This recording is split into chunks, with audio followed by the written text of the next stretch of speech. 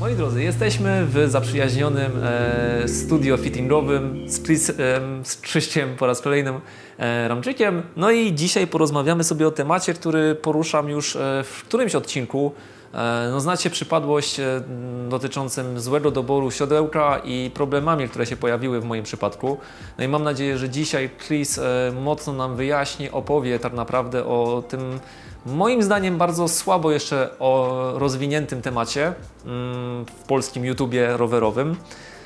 Przede wszystkim Chris, dzięki wielkie za znalezienie chwili, bo no, temat jest dosyć ważny. I zacznijmy może od tego, jakie krótkoterminowe problemy mogą pojawić się w przypadku źle dobranego siodła. Więc witam Ciebie, witam wszystkich. Miło mi znowu Ciebie gościć.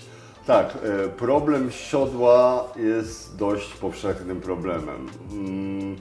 Mnóstwo ludzi wysyła mi zapytania, które siodło najlepsze, które powinienem kupić.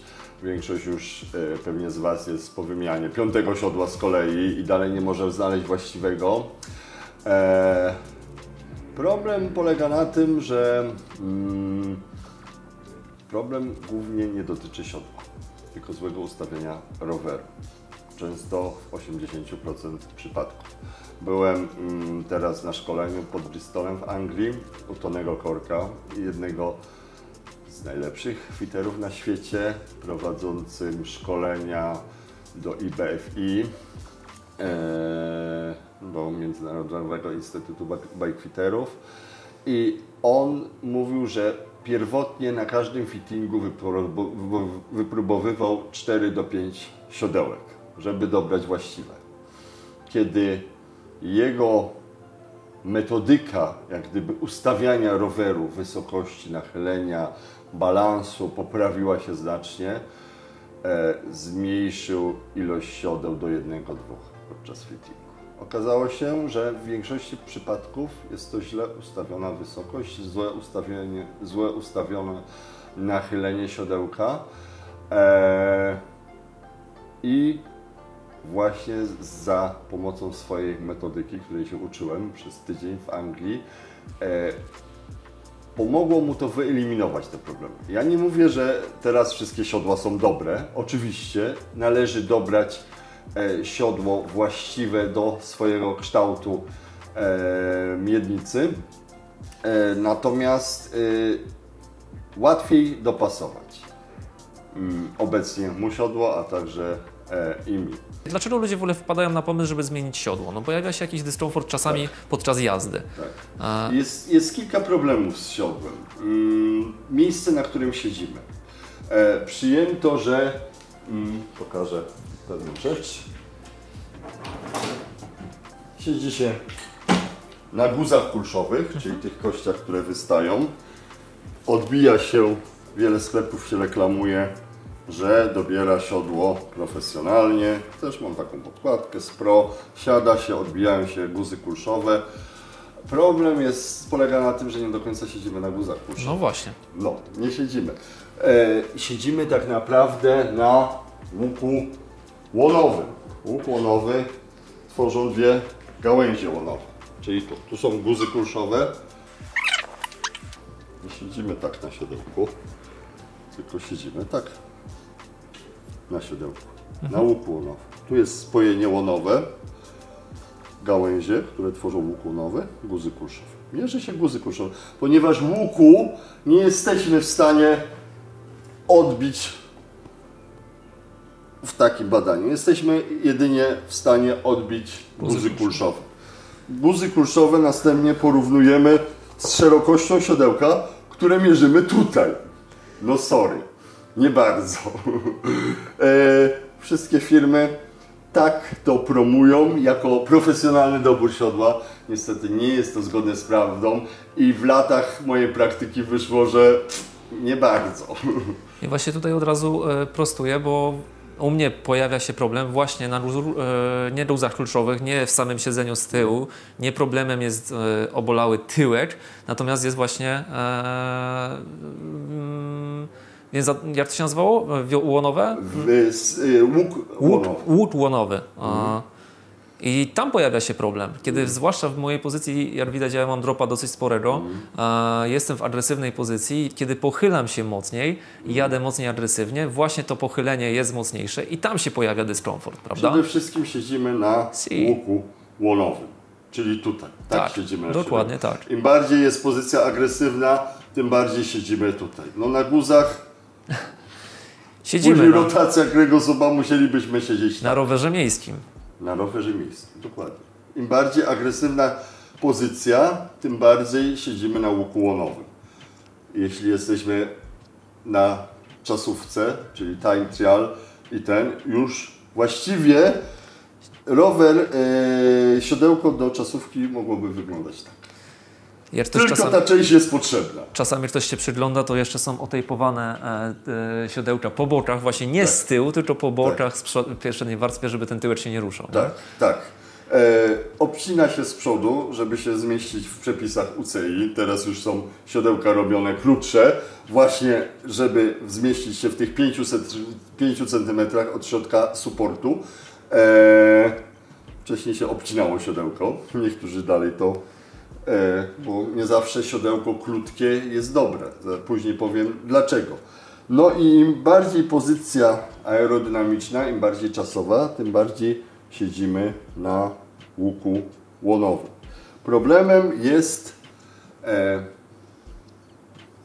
Problemem są tkanki miękkie. W przypadku mężczyzny jest to penis i prostata. W przypadku kobiet jest jeszcze gorzej. U niektórych kobiet wręcz pochylenie się, słyszałem teorię, że kobieta i triatlon to jest pomyłka. Ponieważ przetoczenie się kobiety i położenie się na tkankach miękkich jest wręcz bolesne i wiele kobiet unika jadąc tak, wykrzywiając kręgosłup. Pojawiają się bóle w odcinku lędźwiowym kręgosłupa, ponieważ nie umieją inaczej siedzieć, jest to niemożliwe. Kobiety mają kilka kształtów miednicy, czyli rozstaw tych kości jest różny, nachylenie, kąt, od tego jest właśnie ginekolog, żeby to dokładnie pomierzyć, nie będę się tutaj wymądrzał, ale jest tych typów kilkanaście. I teraz jednej kobiecie się dobrze siedzi na tym siodle, ponieważ akurat jej łuk łonowy dobrze przylega w punkcie, gdzie powinna, druga się ześlizguje i siedzi na tkankach miękkich.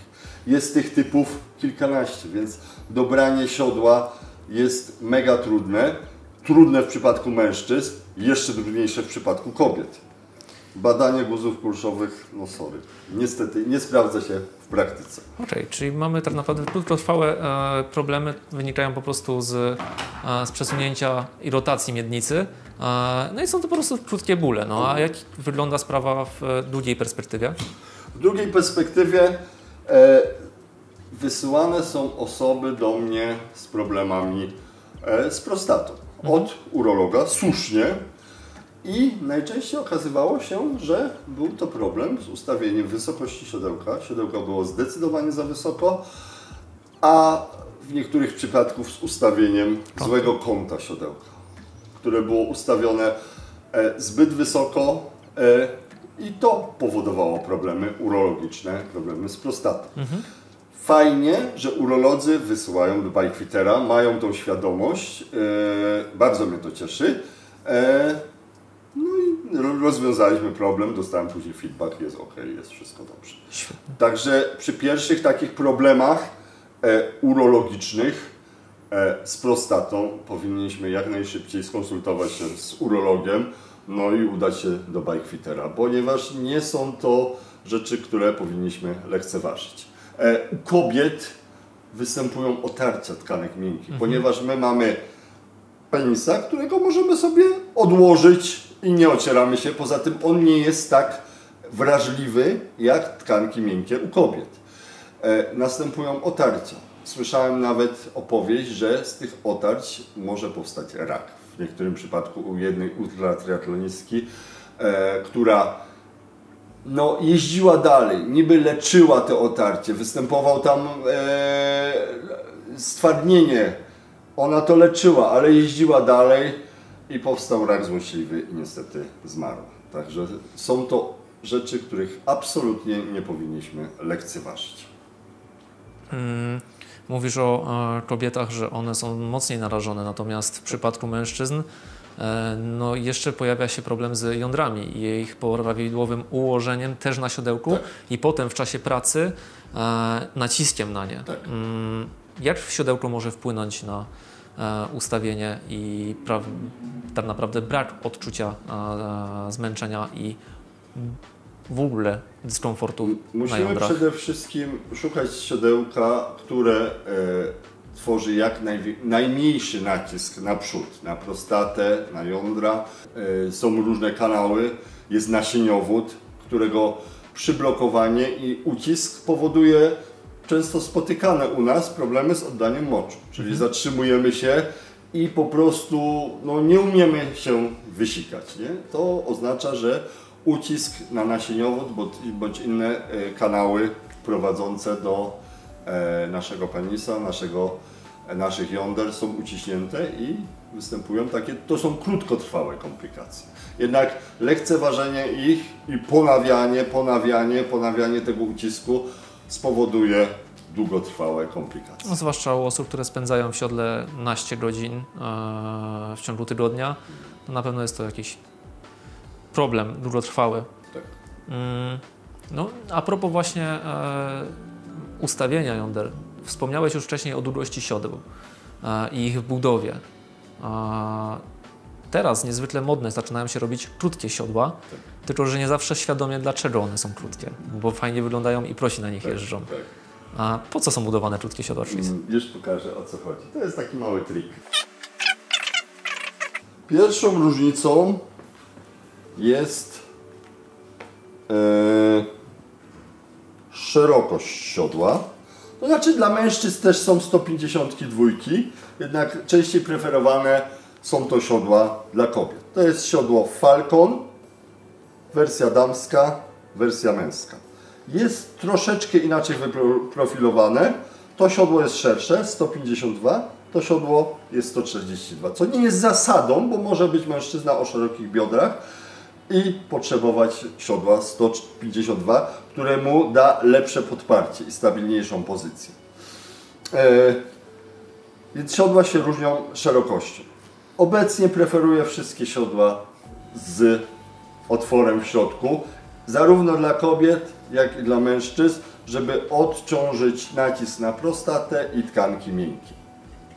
Siodła różnią się kształtem, czyli Falcon to jest najbardziej płaskie siodło, czyli ta miednica jest ukształtowana w taki sposób, gdzie preferujemy takie ułożenie płaskiego siodła. Płaskie siodło powoduje też mniejszy ruch bioder na siodełku, więc jak gdyby Falcon jest siodłem dedykowanym do kolarstwa szosowego, gdzie chcemy być usztywnieni i jak gdyby jak najmniej tracić poprzez ruchy bioder, gdy generujemy moc.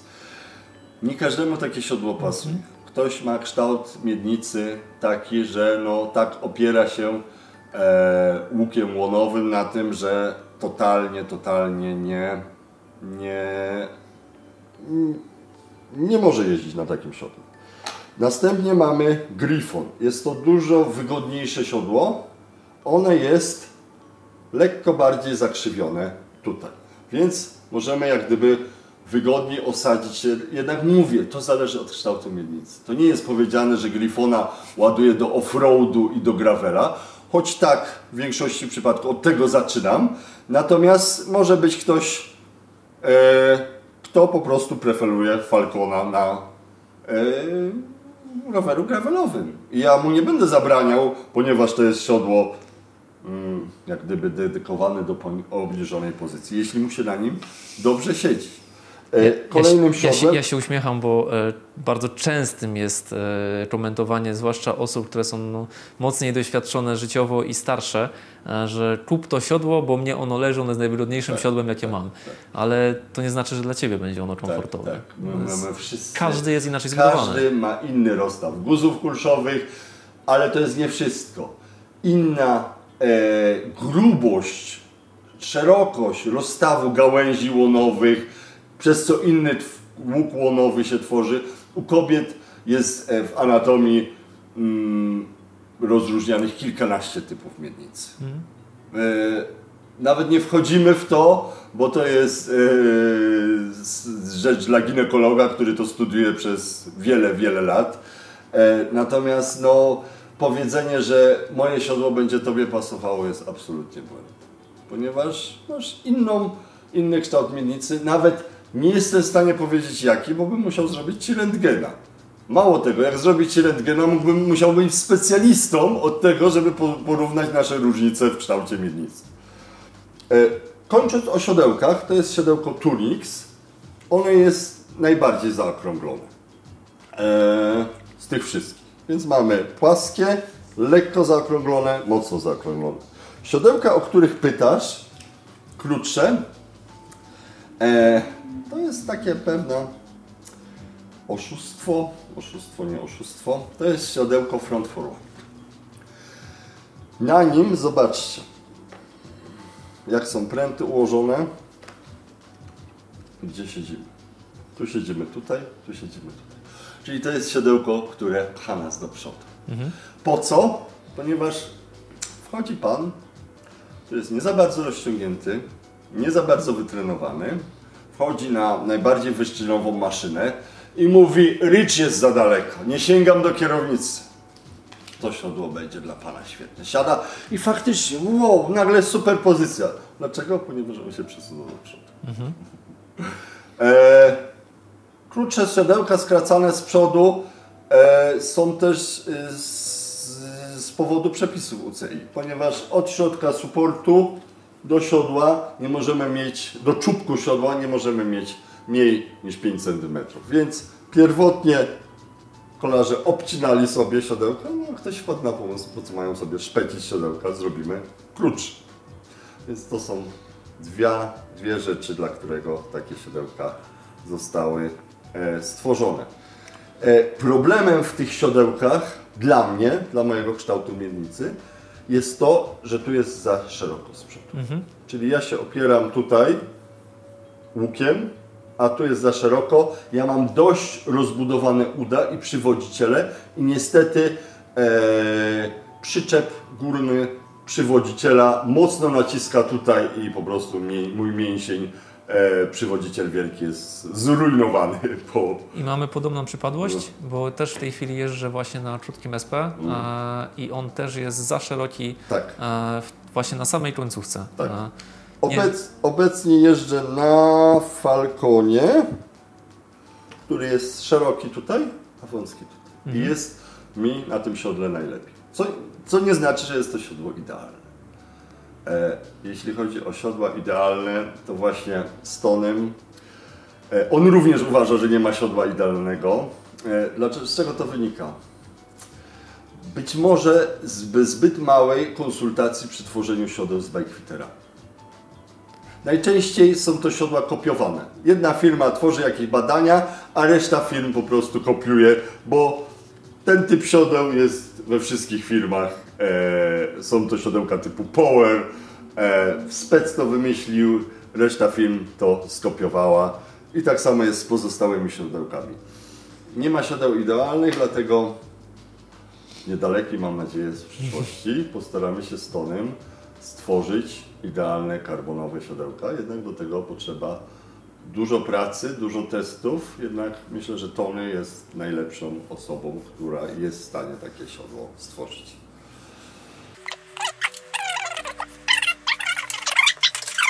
Że moja historia w ogóle mojej przypadłości jest w ogóle specyficzna, to znaczy ja jeździłem sporo lat na standardowym giantowskim siodełku i tak naprawdę nigdy nie pojawiał się problem w przypadku krótkich jazd. Ja byłem osobą, która bardzo rzadko przekraczała 100 km.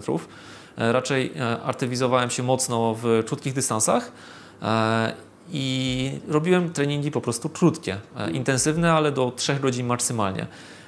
W tym roku pojawiło się tych jazd dłuższych zdecydowanie więcej, wytrzymałościowych, na niskiej mocy i okazało się, że po 5 godzinach zaczynają pojawiać się dyskomfort właśnie z oddaniem moczu. Zaczynało blokować, albo w drugą stronę pojawiał się nagły atak od chęci oddania moczu. Z niemożliwością oddania moczu. I właśnie nie. Tak? Nie było niemożliwości, co też mnie troszeczkę uspokajało na szczęście. Natomiast tego moczu okazywało się, że w pęcherzu nie ma dużo. Czyli było to ewidentnie jakiś nacisk na nerw. Urolog oczywiście stwierdził, że jest problem, musimy zmienić siodełko, odesłał mnie oczywiście do fitera. Co jeszcze raz podkreślam, pamiętajcie, chodźcie do lekarzy, którzy się szkolą i mają obecną szeroką wiedzę i wiedzą, w jakich kierunkach można pomagać. I powiedział, że jest tam taki trójkąt magiczny, który wysyła właśnie impuls do mózgu, który informuje, że chce nam się siku, a tak naprawdę nie chce nam się siku. Teraz, w momencie, kiedy już ten problem się pojawił jednorazowo, on zaczyna się pojawiać nawet na krótkich treningach. Kiedy robię intensywne treningi już na powyżej progu mocy, to zaczyna się ten problem pojawiać. W środę, kiedy jechałem Łysą Chorę na podjeździe, ten problem był naprawdę bardzo mocny. I zrezygnowałem z drugiego podjazdu, bo po co się forsować na siłę i wywoływać dyskomfort. I zaczyna się to przeradzać już nawet w ból. Więc stąd też bardzo szybka reakcja. Testowałem siodełko, wcześniej miałem giantowskie, teraz jeżdżę na SP zupełnie innym siodełku, o SP01, ono jest krótkie, na pewno jest troszeczkę szersze, ale tak jak wspomniałeś i rozmawialiśmy przed sekundą, to krótkie siodło jednak powoduje u mnie dyskomfort w ocieraniu czwórki przywodziciela. No i nie jest to przyjemne. Więc na pewno nie jest krótkie siodło dla mnie. Ono jest dosyć opływowe, w sensie opływowe, jest mocno wygięte, zakrzywione. No i nie czuję się na tym siodełku mocno komfortowo. Nie czujesz się, że siedzisz stabilnie? Czujesz się, że się przesuwasz? Zdecydowanie się przesuwam. To jest właśnie, jak gdyby, tak jak mówię, Twoja miednica możliwe, że potrzebuje siodła bardziej płaskiego, żeby mieć większą stabilność. Siodła zakrzywione są dla pewnego typu osób. Niektórzy właśnie mogą się zbytnio na nim przesuwać, ponieważ nie łapią, nie potrafią się jak gdyby zakotwiczyć. Zwróciłeś też uwagę na kilka ważnych kwestii. Jeszcze jedno Ci dopowiem. Pojawia się też problem z tym, że no wiadomo, na podjazdach te miednice delikatnie przesuwamy do przodu, tak, aktywizując pośladek do pracy mocniej. I w tym momencie to siodło krótkie, mimo tego, że mam czub siodła opuszczony mocno do przodu, to już jest po minus 2 jest w tej chwili, nie, więcej jest. Czy już jest nawet minus 3, bo już testowałem 3 opcje. No pojawia się problem, że zaczynam zjeżdżać, a przez to też zaczynam szukać pozycji i powstaje to, chyba już nawet kiedyś pisaliśmy ze sobą, że powstaje problem z tym, że zaczynają mi barki po pewnym czasie szwankować, bo się wspieram. No i generuje to oczywiście następne problemy z ustawieniem ciała, których nie powinno być. Kilka kwestii, których poruszyłeś teraz Ty i o których coś opowiem. Intensywność. Niska intensywność powoduje, że mniej naciskamy na pedały. Mniej naciskamy na pedały, bardziej siedzimy na siodełku. Stąd pojawiły się problemy. Bo jeśli ciśniemy, tak jak na torze, ja na torze właściwie bym pieluchy nie musiał używać, bo cisnę tam po 500 W, to jest 10-15 minut i właściwie nie siedzę na tym siodełku, bo generuję taką moc, takie waty, że jestem odciążony. Im lżejsza intensywność, tym bardziej siedzimy. Mamy 3 punkty podporu: kierownica, siodło, pedały. Im mniej naciskamy na pedały, tym bardziej siedzimy na pozostałych 2 punktach podporu. Mniejsza intensywność, dłuższy dystans sprawiły, że zacząłeś to odczuwać bardziej. Następnie zostało to już poddrażnione, Ty zostałeś już wyczulony, pojawił się problem, również na krótkich dystansach. Kolejna rzecz, podjazd. Może zademonstruję. Jest kilka podstawowych sytuacji, w których się poruszamy. Jazda po płaskim, zjazd, podjazd. Do każdej z tych sytuacji potrzebujemy innego balansu na rowerze. Czyli jeśli zjeżdżamy, siodełko bardziej do tyłu, kierownica bardziej do góry, żeby nie mieć uczucia, że przeleci. Jeśli jedziemy po płaskim, przykładowo siedzisz w ten sposób. Robi się podjazd. żeby zrównoważyć balans, żeby Cię nie przewróciło do tyłu, ale żeby również mocniej naciskać na pedały, odrobinę się przechylasz, zbliżasz się do kierownicy. Następuje inny nacisk, siodełko zacząłeś pochylać bardziej, trochę słusznie, jednak nie do końca, ale następuje za duży nacisk na ręce. Więc tak naprawdę mamy kilka sytuacji, do których powinniśmy dostosowywać nachylenie siodła i balans, czyli przesunięcie ciężaru ciała do przodu lub do tyłu. Oczywiście warunki są zmienne, jednak różnica jest w podjeździe 20%, to jest chyba 15 czy 18, a różnica, jeśli jeździsz po 6%. Jesteśmy w stanie znaleźć kompromis, czyli chcesz jeździć na podjazdach 6% i chcesz jeździć po płaskim. Szukamy wtedy kompromisu tutaj.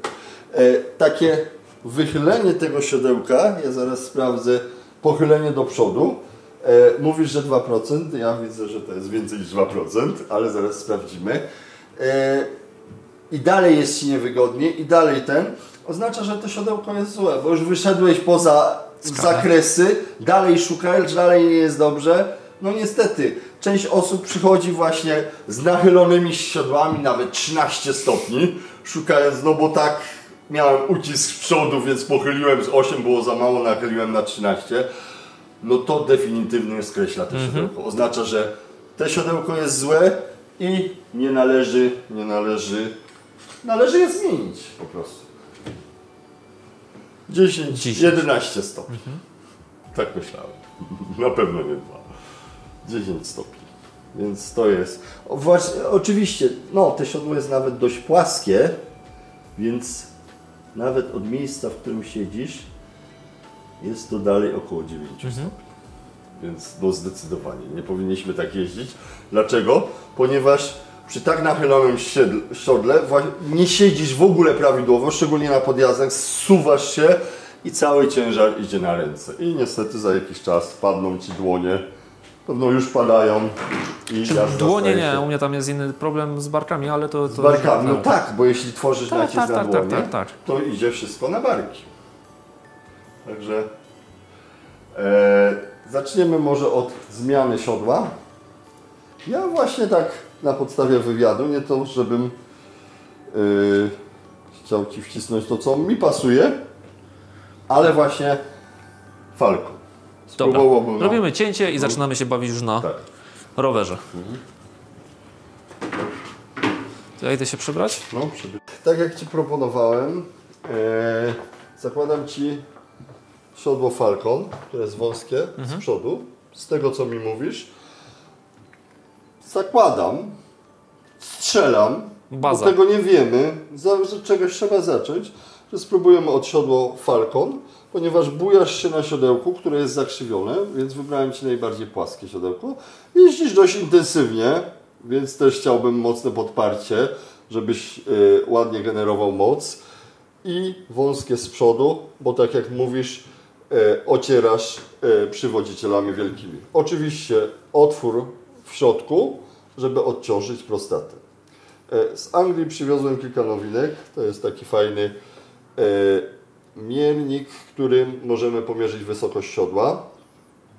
Jest z tym pewien problem. Wiele osób pytało mnie, jak to robić. Ja zawsze od oczywiście środka supportu idę po rurze podsiodłowej i mierzę do góry.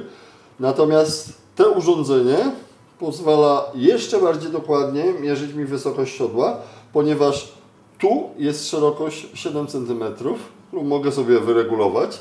Natomiast nie jest to jakieś powiedziane, że musi być 7 cm, natomiast żeby pomiarowi był równy, ta szerokość jest przyjęta. Czyli jak wykonuję wszystkie pomiary, zawsze na tą samą szerokość, czyli miejsce, na którym mniej więcej siedzisz. Wsadzam sobie tym miejscem do ośki, mierzę, i mierzyłem wcześniej na tamtym siodle 73. Wymiana siodła spowodowała, że jest 74. Czyli już inne siodło powoduje nam inną wysokość. Poszło w górę. Oczywiście to wszystko zapisuję. Mierzę też odległość od środka supportu.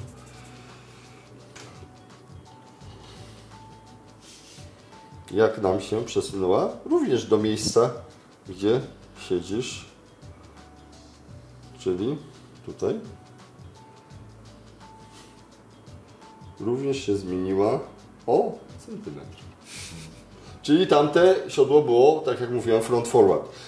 Poza tym one było wysunięte na maksa do tyłu, jeśli dobrze pamiętam. Tak. Tak, na maksa do tyłu, a i tak byłeś, że tak powiem, centymetr jeszcze do przodu. Mimo, że było wysunięte na maksa do tyłu. I zaczęło Ci brakować pewnie. Generuje właśnie problem z tym, że ja mam specyficzną budowę, mam krótkie nogi, a jednocześnie, żeby ta rama mnie chwytała odpowiednio, no to... Tak, dlatego mówię, że to jest siodło front forward, które Cię pcha do przodu. I to zobacz jak daleko. Tu mamy 21,4, o, przecinek 3. Tam miałem 20,5, mimo że siodło było przesunięte na maksa do tyłu. I zapisuję sobie 21,3 i 74. Popatrzcie, jak wymiana siodła na inny model, inny typ, inną firmę zmienia już nam wszystko. Absolutnie. Bo już jesteś zupełnie inaczej przesunięty, mimo że ja tu na razie strzeliłem, ustawiłem na środku. Czysty strzał, dopiero będziemy to ustawiać. Natomiast tam było maksymalnie do tyłu, ale i tak byłeś przesunięty do przodu. Także uważajcie z siodłami front forward, bo to jest pewien trik. Tak jak już wspominałem, ten sam efekt uzyskamy przesuwając te siodło do przodu. Tak? I będziesz siedział tutaj, będzie one węższe w ten. Oczywiście, jak chcemy zmienić offset, to siodło jest bardzo dobre. Czyli mamy offset za mocno do tyłu, chcemy się pchnąć do przodu, ponieważ nam już brakuje. I wtedy zastosowania siodła front forward ma sens u ludzi, którzy mają krótką kość udową. Tak. W procesie eliminacji, tak jak strzelałem, ślepo strzelałem, po wywiadzie z Tobą przeprowadzonym, że najlepsze będzie siodło Falcon. Siodło front forward było złe, bo na nim jeździłeś i wyjaśniliśmy sobie, dlaczego było złe. Na siodle Falcon jest stabilna pozycja, guzy kulszowe mają podparcie, najmniej buja Ci się biodro, nie obciera Cię przy wodzicieli, ponieważ jest wąskie ten. Wypróbowaliśmy Gryfon, który jest bardziej zakrzywionym siodłem. Zacząłeś się bujać, co sam zauważyłeś. Nie idziemy w Turnix, bo ono jest jeszcze bardziej zakrzywione, więc będziesz się jeszcze bardziej bujał. No jest to siodło najlepsze z obecnie możliwych dla Ciebie. Nie idealne, bo nie ma idealnych siodeł, nad tym będziemy pracować, żeby stworzyć idealne, ale na dzień dzisiejszy Falcon jest dla Ciebie moim zdaniem i również bazując na podstawie Twoich subiektywnych odczuć, najlepszym siodłem. Ustawiliśmy też wysokość. Właśnie, bo tutaj jest pierwsze... Okazało się, że jeździsz 12 mm za nisko. Podwyższyliśmy do góry, nie bujasz biodrem. Sam wskazałeś, że ta wysokość w ślepiej próbie jest dla Ciebie najlepsza. Czyli myliłeś się o 12 mm, a dotychczas uważałeś, że ta wysokość jest dla Ciebie najlepsza. Uwrażliwiłem Cię na odczucia i sam potrafiłeś wskazać swoją idealną wysokość z dokładnością do 3 mm, nawet 2 mm byłeś wskazać w stanie różnicę. Uwrażliwiłem Cię na to. Znaleźliśmy właściwy balans, czyli odpowiednią pracę zbalansowaną 4 do 2. Teraz mięśnie pracują równomiernie. Ustawiliśmy nachylenie siodła właściwe do tego, co chcesz osiągnąć, czyli chcesz jeździć od 4 do 8% w nachyleniach, tak jak zazwyczaj jeździsz. Na tym nachyleniu czujesz się najlepiej.